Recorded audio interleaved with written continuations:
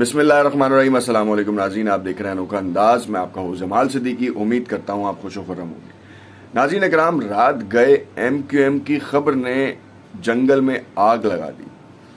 हुआ कुछ इस तरीके से कि तहरीक अदम एतमाद के मामले के ऊपर इस वक्त एक तरफ अपोजिशन जो है वो अपने नंबर्स बढ़ाने के लिए काम कर रही है, तो दूसरी जानिब हुकूमत जो है वो अपने इत्तेहादियों को नवाजने का काम कर रही है। चौधरी परवेज़ इलाही को जो है वो इस्तीफ़ा इनका पेश किया गया और उस्मान बुज़दार की जगह पर चौधरी परवेज़ इलाही को वज़ीर आला पंजाब का ऐलान किया गया।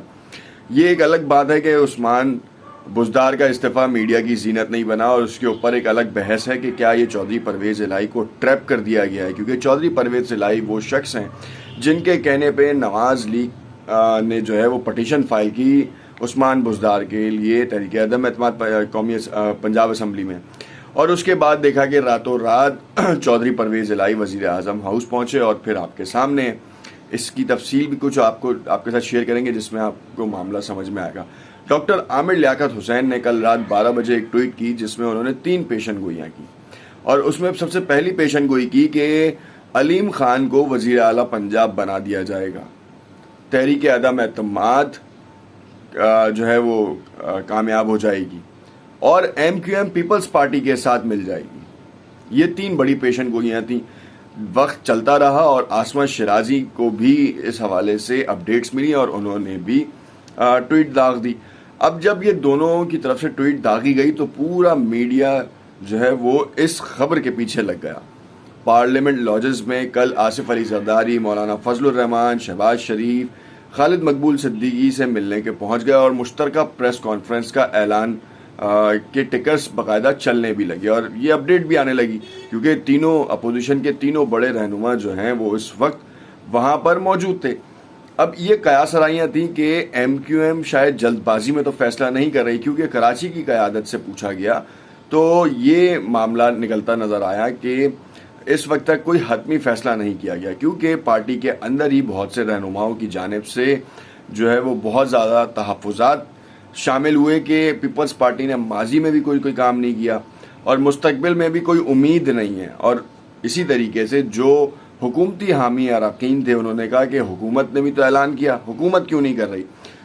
2 दिन कबल न्यूज़ एक और मंजर आम पर आई जिसमें वज़ीर आज़म पाकिस्तान जनाब इमरान खान साहब ने MQM को एक वजारत की पेशकश की जो इस वक्त अली ज़ैदी के पास है। उस वजारत का जो है माजी में MQM ने जायज़ इस्तेमाल या नाजायज़ इस्तेमाल किया, मगर अगर जायज़ ही किया, नाजायज़ किया होता तो शायद उसमें बहुत सारे मामलात भी जो है वो मंजर आम पर आते। पोर्ट एंड शिपिंग की बात कर रहा हूँ मैं। अब ये ओवरऑल ये वजारत को देना का मकसद शायद MQM को लालच में लेके आना था कि MQM जो है माजी में जिस तरीके से बाबर गौरी ने इस वजारत का इस्तेमाल किया, शायद MQM दोबारा इस वजारत का इस्तेमाल करते हुए अपने बिखरे हुए अरकान या साथियों को जो है वो जमा कर ले और एक प्लेटफॉर्म पे ले आए, क्योंकि इस वक्त जब से ऑपरेशन हुआ है MQM के साथ उसके बाद से कारकुनान की तादाद बतदरीज कम होती जा रही है और पीपल्स पार्टी कराची में अपना बड़ा होल्ड बना रही है। कराची, हैदराबाद, सक्खर, इन एरियाज़ में पीपल्स पार्टी MQM के जो मरकज़ गढ़ कहलाए जाते थे उसमें पीपल्स पार्टी तरक्याती काम भी करा रही है और अपना बड़ा सियासी असर रसूख पैदा करने की कोशिशों में मसरूफ़ अमल है। और बहुत से MQM के साबिक साथी अब पीपल्स पार्टी के साथ मुंसलिक भी हैं।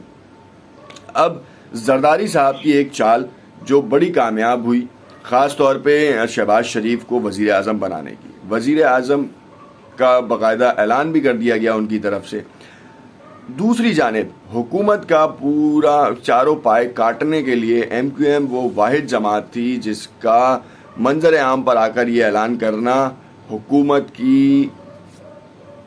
का सफाया करने के लिए बहुत ज़रूरी था। तो कल रात जब ये बयान चलाया गया तो मुश्तरका प्रेस कॉन्फ्रेंस का जो है ना वो ऐलान करने की कोशिश की गई और तीनों साहिबान जो है वो वहाँ पहुँच गए, मगर डॉक्टर खालिद मकबूल सिद्दीकी को बहुत सारे तहफ़्फ़ुज़ात थे जिसकी वजह से फैसल सब्ज़वारी की तरफ से ट्वीट करवाया गया। उन्होंने कहा कि 4 बजे आपको अपने लाए अमल से आगाह करेंगे।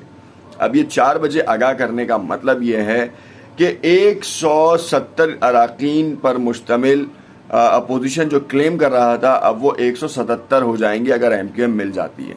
کیونکہ 2 بجے ان کی رابطہ کمیٹی کا اجلاس ہے، اور 2 بجے اگر ایم کیو ایم کی رابطہ کمیٹی اس بارے میں کہہ دیتی ہے کہ ہم نہیں جائیں گے تو پھر کیا مسائل ہیں، کیا جو بڑے معاملے ہیں وہ کیا ہیں؟ کیونکہ آپ کی اور ابھی ہماری ایک انفرادی حیثیت میں ہم یہ سوچ رہے ہیں کہ ایم کیو ایم کس کے ساتھ جائے۔ ماضی میں پیپلز پارٹی نے جس طریقے سے ان کے ساتھ کیا، کیا ان کے ساتھ معاملات طے ہو سکتے ہیں؟ یا پھر حال میں جو حالیہ حکومت نے ان کے ساتھ وعدے کیے یا ان کے شہروں میں ترقیاتی کاموں کے حوالے سے جس طرح کے اقدامات کرنے کے اعلانات کیے اور وہ وعدے وفا نہ ہو پائے تو پھر کیا ہوگا؟ دوسری جانب آپ کو بتاتے چلیں کہ عثمان بزدار اور چودھری پرویز الہی کا بھی جو میپ ہے، جو ٹرینڈ ہے وہ یہ ہے کہ عثمان بزدار کو بلوایا گیا وہاں پر اور استعفیٰ لینے کی خبریں منظر عام پر آئیں، جو کہ آپ نے بھی سنا اور ہم نے بھی سنا۔ مگر باسط بخاری جو منحرف ارکان ہیں پی ٹی آئی کے، انہوں نے باقاعدہ طور پر کہا کہ آپ نے کہیں دیکھا عثمان بزدار کا استعفیٰ؟ اب عثمان بزدار کے استعفے کی کہانی واقعی سوچنے کو تو ہے کہ عمران خان صاحب نے اعلان کر دیا مگر استعفیٰ نہیں آیا۔ بشیر چیمہ کا استعفیٰ آ گیا باقاعدہ طور پر، انہوں نے رکنیت کے، اور وہ واٹس ایپ کے اوپر جو ہے وہ سرکولیٹ کرتا رہا اور آپ کے اور ہمارے واٹس ایپ گروپس کے اوپر وہ آیا بھی۔ اب جو میجر سوال ہے کہ وزیر اعلیٰ کا استعفیٰ جو ہے وہ گورنر کے پاس جاتا ہے، گورنر سائن کرے گا، نوٹیفیکیشن نکلے گا اور منظر عام پر آئے گا، مگر اب 2 دن ہو چکے ہیں اور 2 دن کے اعلانوں میں ابھی تک استعفیٰ نہیں آیا۔ کیا ایسا تو نہیں ہے کہ چودھری پرویز الہی کو ٹریپ کر دیا گیا ہے اور حکومت جانتی تھی کہ یہ تحریک عدم اعتماد کامیاب ہو جائے گی اور اسی کے چلتے ہوئے چودھری پرویز الہی کے ساتھ ٹرمپ کارڈ کھیلا گیا، اور اس ٹرمپ کارڈ میں نقصان چودھری پرویز الہی اور ان کے خاندان کا ہے، کیونکہ ان کا اپنا خاندان جو ہے وہ نواز لیگ کے ساتھ معاملات کے حل ہونے میں خوش تھا، مگر چودھری پرویز الہی نے آؤٹ آف دا باکس جو ہے وہ ایک موو لیا ہے، اور وہ موو ان کی سیاسی ساکھ کو بچانے کے لیے ہوگا یا پھر اسے بڑھانے کے لیے، یہ تو آنے والا وقت بتائے گا۔ مگر اس وقت صورتحال یہ ہے کہ اپوزیشن کے نمبر زیادہ ہو چکے ہیں اور تمام تینوں اپوزیشن رہنماؤں کی جانب سے اس بات کا اعلان پہلے ہی کیا جا چکا ہے کہ کس کے پاس کون سی نشست آئے گی۔ اب ایم کیو ایم جب اگر شامل ہوتی ہے تو ایم کیو ایم کو کیا دیں گے؟ کیا گورنرشپ آفر کی جائے گی؟ کیونکہ ایم کیو ایم کی طرف سے نہ اپوزیشن کی طرف مانگ ہے اور نہ ہی حکومتی اراکین کی طرف جو ہے نا اس طرح کا وفود جو آئے اور ان کے اوپر کوئی مانگ کی گئی۔ گورنر سندھ نے باقاعدہ طور پر اب یہ بات کہنا شروع کر دی کہ ایم کیو ایم دیکھ لے پیپلز پارٹی کے ساتھ جائے گی تو ماضی میں جو حال ہوا ہے وہ ابھی بھی ہوگا۔ فیصل جاوید صاحب کہتے ہیں کہ آپ عوام کی امنگوں کی ترجمانی کریں، پاکستان کی بقا کے لیے فیصلہ کریں، اپوزیشن کے چنگل میں نہ پھنسیں۔ تمام لوگ یہ بات کر رہے ہیں، ایم کیو ایم تو وہی دہشت گرد جماعت ہے جس کے قائد کو نکالا گیا اور جس کے لوگوں کو پابند سلاسل کیا گیا، اور ایم کیو ایم وہی جماعت ہے جس کو کہا گیا یہ کھال چوری کرنے میں پہلے نمبر پہ ہے، مگر مقدمات تو نہیں بنے۔ پھر آج دہشت گرد ایک پورا میڈیا ٹرائل کیا گیا، تو پھر آج اپوزیشن ہو یا حکومت ہو یہ کیوں اس کے ساتھ بیٹھنے کو تیار ہے؟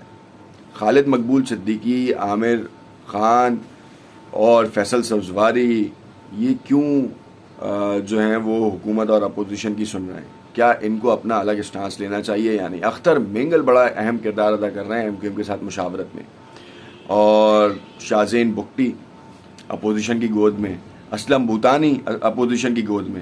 صورتحال اتنی غیر یقینی ہے کہ کوئی بھی مبصر جو ہے وہ اس حوالے سے بات کرنے کو تیار نہیں ہے۔